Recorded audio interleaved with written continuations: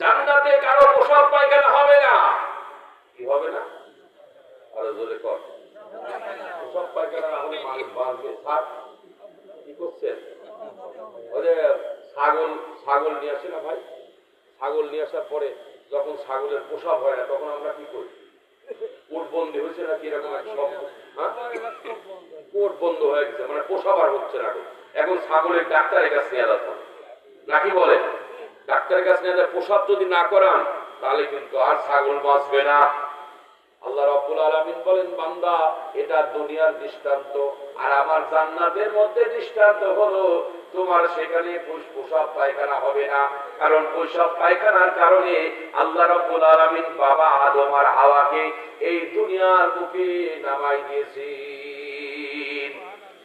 তোমরা চলে যাও, নেমে যাও, হুকুম অমান্য করে সবার, তোমরা চলে যাও।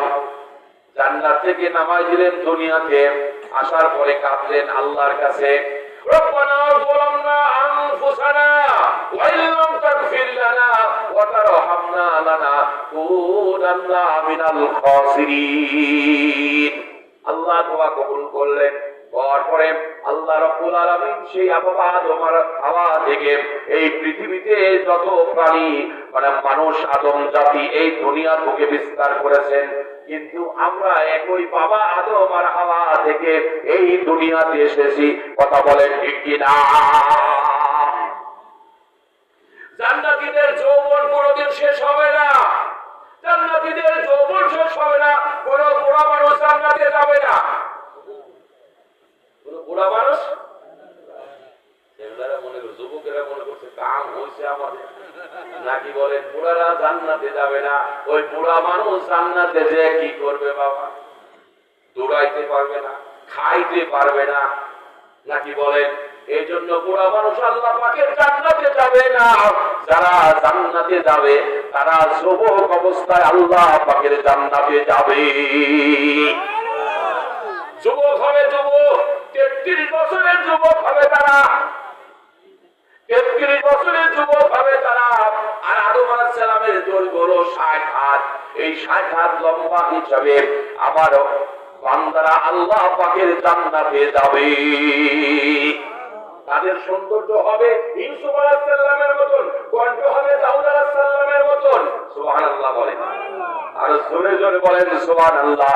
আর চরিত্র হবে আমার আপনার নবী জনাবে মুহাম্মদ রাসূলুল্লাহ সাল্লাল্লাহু আলাইহি ওয়াসাল্লামের মতন। আল্লাহু আকবার বলেন। জান্নাতে কোনদিন অসুস্থ হবে না কোন বান্দা, জান্নাতের মধ্যে কোনো অসুস্থ হবে না, সকলেই সুস্থ থাকবে। সুবহানাল্লাহ। তাহলে এই জান্নাতের গুণ হলো 10টা। মৌলিক গুণের কথা বললাম বাবা 10টা। এইবার আলোচনায় যাই। আমি যে আলোচনার কথা বলতেছিলাম সূরাতুল বাকারা 201 নম্বর আয়াত, আল্লাহ রাব্বুল আলামিন বলেন, রব্বানা আতিনা, হে আমাদের রব, হে আমাদের মালিক, আতিনা, আমাদেরকে দান করেন, আমাদেরকে দান করেন, আতিনা, আমাদেরকে দান করেন, ফিদ দুনিয়া,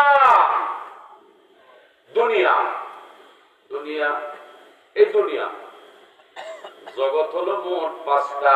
কয়টা জগৎ হলো? 5টা। একটা হলো রূহের জগৎ, খুব ভালো করে বুঝবেন। 1 নম্বর হলো রূহের জগৎ, 2 নম্বর হলো আরহামে উম্মুহাত, মাতৃ জগৎ, 3 নম্বর হলো হায়াতুদ দুনিয়া, দুনিয়ার জগৎ, 4 নম্বর হলো আলমে বারজাখ, কবরের জগৎ, 4 নম্বর, 5 নম্বর হলো জান্নাত, জান্নাত হলো 5 নম্বর। এই 5টা জগতের কথা বলেছেন। তাহলে ফিদ দুনিয়া হাসানাতাও, দুনিয়ার কল্যাণ, হাসানা মানে উত্তম কল্যাণ, দুনিয়ার হাসানা দান করো আমাদেরকে, ওয়াফিল আখিরাতি হাসানা, আর আখিরাতের কল্যাণ দান করো আমাদেরকে, ওয়াকিনা আযাবান নার, আর জাহান্নামের আগুন থেকে আমাদেরকে আপনি রক্ষা করেন। সুবহানাল্লাহ বলেন।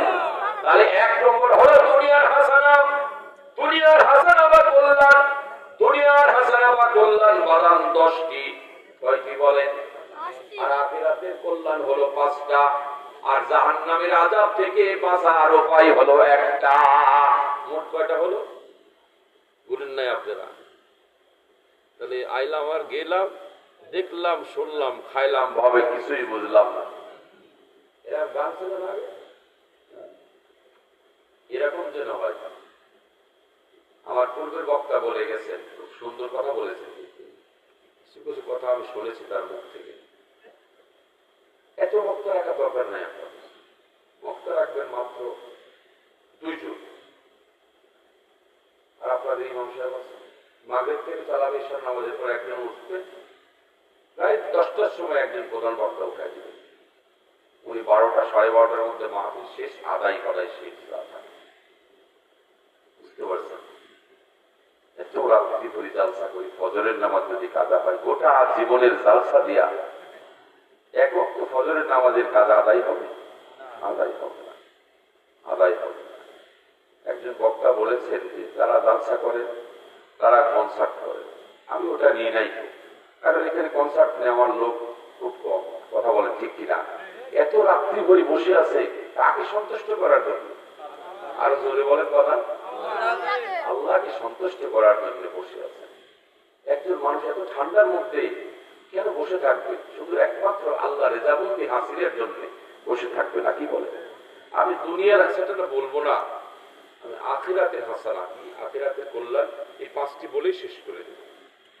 শুনবেন তো? রাজি আছেন? খুব বেশি সময় লাগবে না বাবা, আপনাদের বেশি সময় নিব না। আখিরাতের হাসানা, প্রায় 1টা বেজে যাচ্ছে। আখিরাতের হাসানা 1 নম্বর হলো আমার মৌত যেন ভালো হয়। কি যেন ভালো হয়? মৌত। মৌতকে ভেবেছো তুমি জীবনের শেষ, এর চেয়ে বহু বড় আখিরাতের দেশ। মৌতকে কেউ মিথ্যা বলেছে নাকি? আরো জোরে বলে নাই?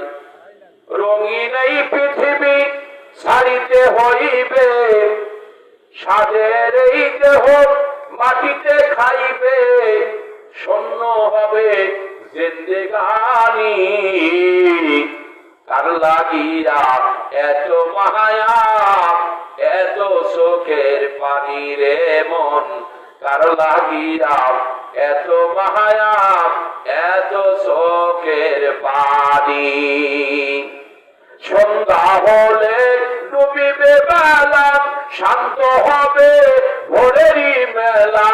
ওরে কেউ বা দিবে আখেরি গোসল, আরে কেউ বা দিবে আখেরি গোসল, কেউ বা আনবে আতরদানি।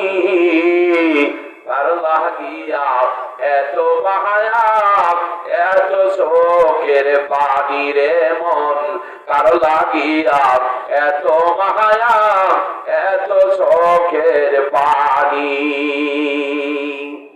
ঠিক কিনা কথা বলেন? এই জন্য মৃত্যু থেকে কেউ পলায়ন করতে পারবে না বাবা। এই জন্য আখিরাতের কল্যাণ বা হাসানা হলো আমার মৌত যেন ভালো হয়। মৌত যেন আমার ভালো হয় বাজার। মৌত ভালো হওয়ার জন্য মৌত হলো 2 প্রকার। আবার কোন কোন কিতাবের মধ্যে আসছে 3 প্রকার। একটা হলো ঈমানী মৌত, একটা হলো কাফেরি মৌত, আর একটা হলো শাহাদাতের মৌত। কোন মৌত চান? শাহাদাতের মৌত। সুবহানাল্লাহ। আর কোন মৌত চান? শাহাদাতের মৌত চাই আমরা।